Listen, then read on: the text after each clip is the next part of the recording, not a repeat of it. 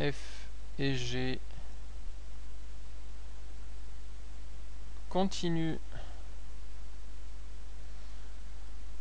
Alors pour faciliter, je vais parler de continu sur l'intervalle a, b.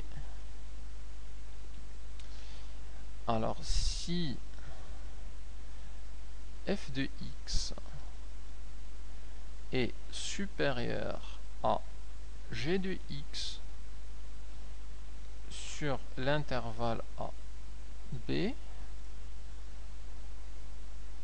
alors on peut appliquer l'intégrale à droite et à gauche et ça nous donne l'intégrale entre a et b de f de x dx supérieur à l'intégrale entre a et b de g de x dx. Donc en gros, si une fonction est supérieure à une autre fonction sur un intervalle, alors l'intégrale de la première est supérieure à l'intégrale de la deuxième. Donc cette propriété est valable aussi pour trois fonctions, valable aussi pour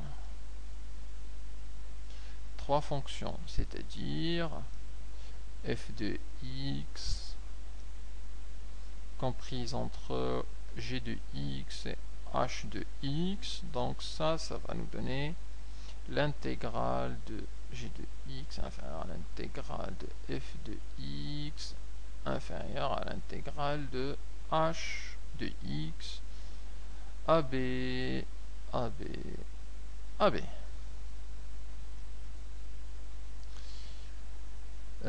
On peut aussi parler d'un cas particulier de cette propriété qu'on utilise, c'est lorsqu'une fonction est positive. Alors si f de x, j'appellerai ça un cas particulier,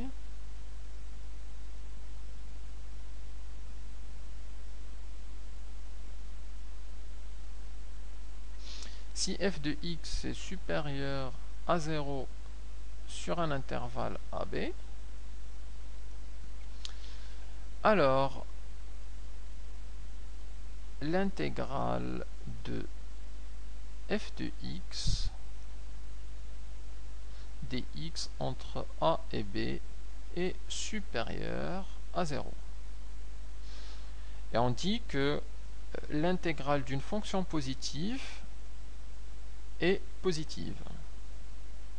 Donc là, c'est un cas particulier puisqu'on a remplacé le g de x par une constante qui est égale à 0, et donc ça nous donne l'intégrale de 0 dx, et l'intégrale de 0, c'est 0.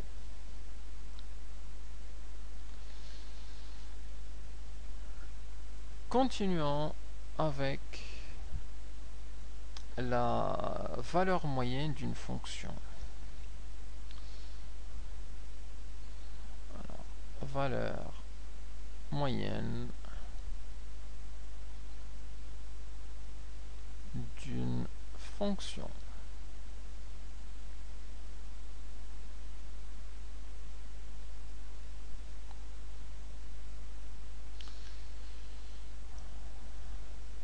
Alors, soit f, une fonction continue sur l'intervalle AB. Alors, on appelle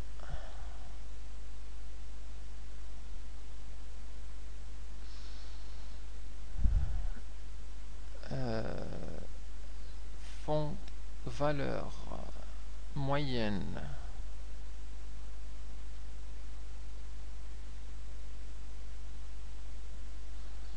de f sur l'intervalle AB, la valeur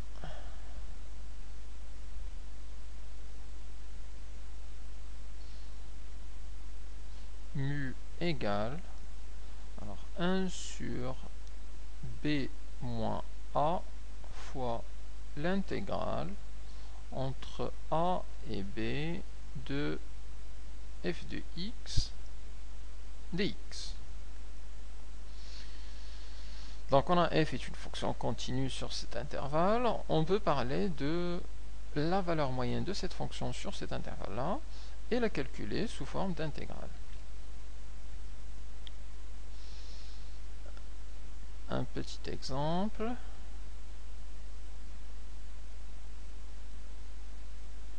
Calculer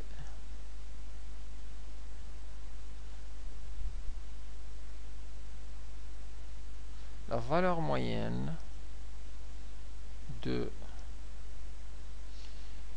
f de x égale à exponentielle de x sur l'intervalle 0, 1. Alors on va appliquer directement la relation. On a mu égale 1 sur... Alors on raisonne sur l'intervalle AB, donc sur l'intervalle 0, 1, donc c'est B moins A, le plus grand moins le plus petit, donc 1 moins 0, fois l'intégrale entre 0 et 1 de l'exponentielle de x dx. Et il faut calculer cette intégrale. Alors pour calculer cette intégrale, il faut trouver la primitive de l'exponentielle de x.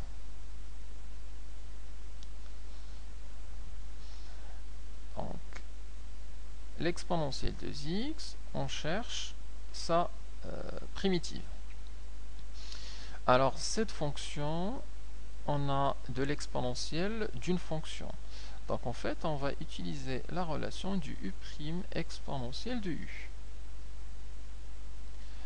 Avec u, ça va être 2x. Et donc le u' va être la dérivée de 2x, ça fait simplement 2. Alors, une fois qu'on a fait ce calcul, on se rend compte que dans la fonction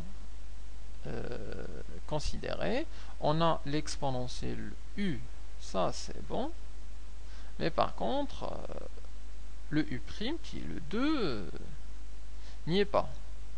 Alors qu'est-ce qu'on fait dans ce cas-là? En fait, on multiplie et on divise par le nombre qui nous manque. Et ce qu'on fait, c'est que on va multiplier, en fait, alors je vais le faire pour f de x, on a le f de x, c'était exponentielle de x, et on va la multiplier et la diviser par ce nombre qui nous manque, c'est-à-dire 2 multiplié par 2 et divisé par 2 fois l'exponentielle de x. On est bien d'accord, là on n'a rien changé, ce terme-là, c'est égal exactement à ce terme-là. Par contre, le fait de faire apparaître un 2, ça nous montre au numérateur exactement l'expression u' fois l'exponentielle de u. Exponentielle de u, c'est l'exponentielle de x, et le u', c'est 2. Et ça, on sait calculer sa primitive. La primitive de l'u' exponentielle u, sa primitive, c'est exponentielle u. Alors, donc pour calculer la primitive de f de x, on se retrouve avec le 1/2 qui est resté. Alors, il ne va pas partir, il est toujours là. Donc, grand f de x, la primitive, ça va donner ce 1/2. multiplié par la primitive de 2 exponentielle de x qui va être simplement l'exponentielle de 2x. Et ça va donner l'exponentielle de 2x. Et donc la primitive dont on a besoin, c'est l'exponentielle de 2x sur 2. Alors, on a calculé la primitive de f de x, l'exponentielle de x, donc on peut maintenant revenir au calcul ici et calculer la valeur moyenne. Donc, le mu, c'est égal, donc on avait dit 1 sur 1 moins 0, donc 1 sur 1, donc ça fait 1. Fois l'intégrale entre 0 et 1 de l'exponentielle de x dx, c'est égal, entre crochets, à la primitive de ça, donc c'est l'exponentielle 2x sur 2, entre 0 et 1. Et on va simplement appliquer ça en 1 moins ce même terme en 0. Ça va donner l'exponentielle de 2 fois 1 sur 2 moins l'exponentielle de 2 fois, en appliquant 0, donc 2 fois 0 sur 2. Ça va nous donner l'exponentielle de 2 sur 2 moins l'exponentielle de 0 sur 2. Donc, mu égale à l'exponentielle de 2 sur 2 moins l'exponentielle de 0 sur 2. Or, l'exponentielle de 0, on le connaît, ça c'est 1. Donc, ça va nous donner simplement exponentielle de 2 moins 1 sur 2. Et c'est justement la valeur moyenne de la fonction f de x égale l'exponentielle de x sur l'intervalle 0, 1. Alors on va passer maintenant à une partie intéressante des intégrales, qui est l'interprétation géométrique d'une intégrale. Alors, interprétation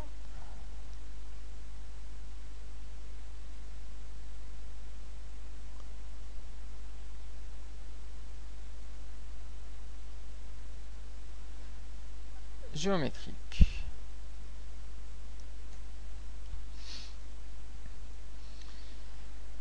Et la définition, alors soit donc f une fonction continue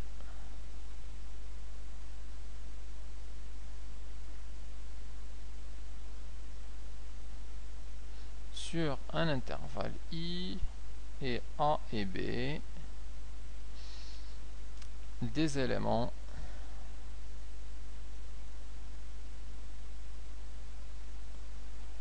de i tel que le a est inférieur à b. Alors, l'aire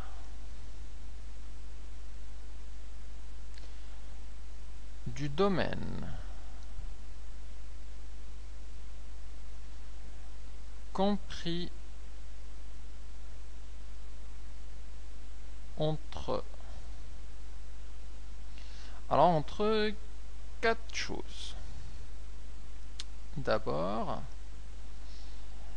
le tracé C de la fonction f. Il est compris entre l'axe des abscisses.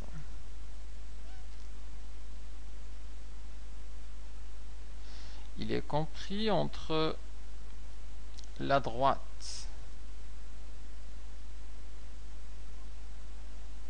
x égale à a et finalement de la droite